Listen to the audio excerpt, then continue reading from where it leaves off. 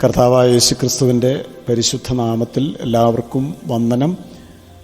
ദൈവവചനം ശ്രദ്ധിക്കുന്ന എല്ലാവർക്കും വേണ്ടി പ്രാർത്ഥിക്കുന്നു.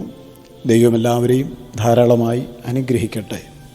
ലൂക്കോസിൻ്റെ സുവിശേഷം 12-ാം അധ്യായം 20-ാമത്തെ വചനത്തിൽ ദൈവമോ അവനോട്, മൂഢ, ഈ രാത്രിയിൽ നിൻ്റെ പ്രാണനെ നിന്നോട് ചോദിക്കും, പിന്നെ നീ ഒരുക്കി വെച്ചത് ആർക്കാകും എന്ന് പറഞ്ഞു. 21-ാമത്തെ വചനത്തിൽ ദൈവവിഷയമായി സമ്പന്നനാകാതെ തനിക്ക് തന്നെ നിക്ഷേപിക്കുന്നവൻ്റെ കാര്യം ഇങ്ങനെ ആകുന്നു. ഈ ചോദ്യം ചോദിച്ചത് ദൈവമാണ്. ചോദിച്ചത് ആരോടാണെന്ന് ചോദിച്ചാൽ അതിൻ്റെ ഉത്തരം കൃഷിക്കാരനായ ഒരു മനുഷ്യനോടാണ്. ഫലഭൂയിഷ്ഠമായ ഒരു ഭൂമിയുടെ ഉടമസ്ഥനായിരുന്നു ഈ മനുഷ്യൻ.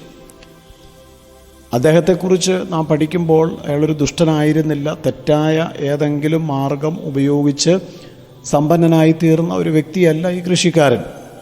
ഒരു കർഷകൻ എന്ന നിലയിൽ നല്ല പ്ലാനിങ്ങും കഠിനാധ്വാനവും അദ്ദേഹം ചെയ്തതുകൊണ്ട് തക്ക സമയത്ത് ദൈവം മുൻമഴയും പിന്മഴയും അയച്ച് ആ കൃഷിഭൂമിയെ ഫലപുഷ്ടമാക്കിയതുകൊണ്ട് നല്ല വിളവ് അദ്ദേഹത്തിന് ലഭിച്ചു. ലോകപ്രകാരം നോക്കിയാൽ ബുദ്ധിമാനായ മനുഷ്യൻ. ഇപ്പോൾ തൻ്റെ പ്രശ്നം എന്താണെന്ന് ചോദിച്ചാൽ തനിക്ക് ധനം ധാരാളമായിട്ട് വന്നു ചേർന്നിരിക്കുകയാണ്.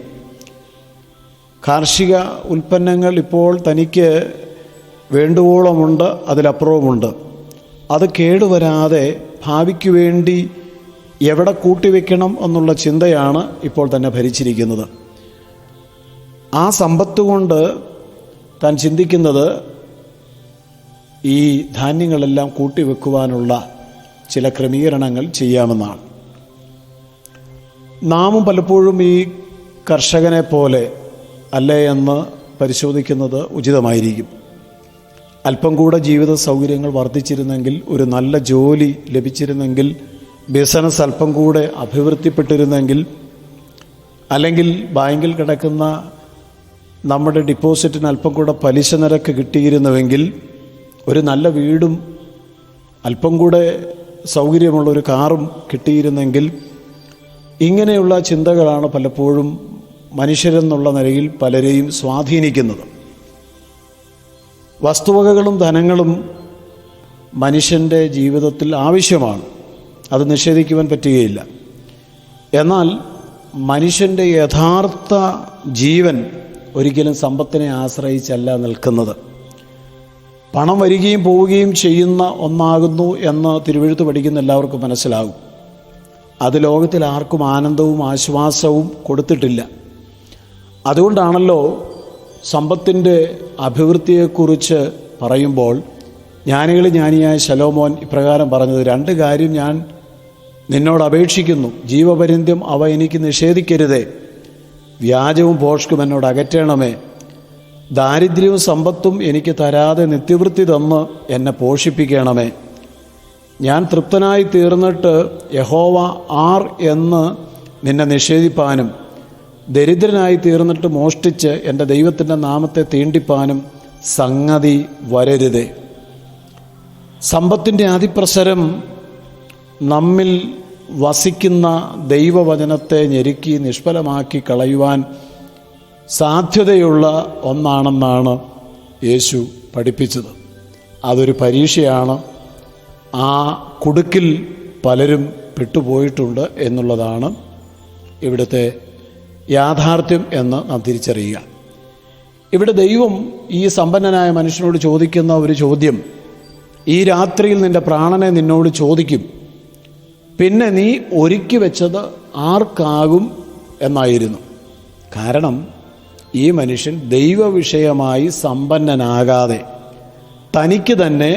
തനിക്ക് വേണ്ടി തന്നെ നിക്ഷേപിക്കുന്ന ഒരു മനുഷ്യനായിരുന്നു.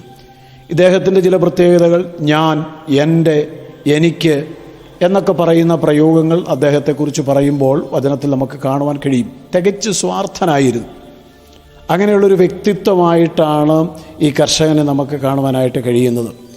തനിക്ക് ലഭിച്ച ധനം തനിക്ക് മാത്രം സന്തോഷിക്കുവാൻ വേണ്ടി ഉള്ളതാണെന്ന് അദ്ദേഹം ചിന്തിച്ചു പോയി. അത് ദൈവത്തിനോ അന്യർക്കോ തൻ്റെ സമ്പത്തിൽ പങ്കില്ല എന്ന് അദ്ദേഹം വിചാരിച്ചു. അതുകൊണ്ട് ദൈവത്തെക്കുറിച്ച് ചിന്തിച്ചില്ല, സഹോദരവർഗത്തെക്കുറിച്ച് ചിന്തിച്ചില്ല. ആകാശക്കോട്ട കിട്ടിയ ഈ മനുഷ്യനെയാണ് ദൈവം മൂഢ എന്ന് വിളിച്ചത് എന്ന് ഓർത്തിരിക്കുന്നത് നന്നാണ്. നാം ഭൗതികമായിട്ട് ഉയർത്തപ്പെടുമ്പോഴും ഒരു കാര്യം മറന്നു പോകരുത്, ദൈവവിഷയമായി നാം സമ്പന്നരാകണം. കർത്താവിൻ്റെ വരവിൽ എടുക്കപ്പെടുന്നത് ആരാണ്?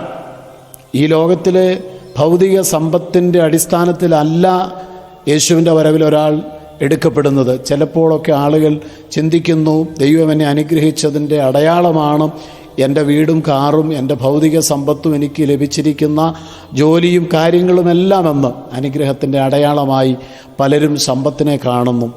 എന്നാൽ ഇവിടെ പറയുന്നു ദൈവവിഷയമായി സമ്പന്നനാകണം. ആത്മീയ കാര്യങ്ങളിൽ ഒരു സമ്പന്നത നമുക്ക് ആവശ്യമുണ്ട്. അതാണ് ദൈവം നമ്മെക്കുറിച്ച് ആഗ്രഹിക്കുന്നത്. ആത്മാവിൽ നാം ദരിദ്രരാകുമ്പോഴാണ് നമുക്ക് ആത്മീയ സമ്പന്നതയിലേക്ക് പ്രവേശിക്കുവാൻ കഴിയുന്നത്. അത് മനസ്സിലാക്കി നാം പ്രവർത്തിക്കേണ്ട നാഴിക വന്നിരിക്കുകയാണ്. ദൈവസന്നിധിയിൽ നമുക്ക് പ്രാർത്ഥിക്കാം. ദൈവവിഷയമായി സമ്പന്നനാകുവാൻ ദൈവകരങ്ങളിൽ നമ്മളെ സമർപ്പിക്കാം. സ്വർഗീയ പിതാവേ, അവിടുത്തെ വചനപ്രകാരം കർത്താവെ, അങ്ങയുടെ വരവിന് വേണ്ടി ഞങ്ങളെ ഒരുക്കണം. ദൈവവിഷയമായി സമ്പന്നനാകുവാൻ സഹായിക്കണം. യേശുക്രിസ്തുവിൻ നാമത്തിൽ തന്നെ ആമേൻ.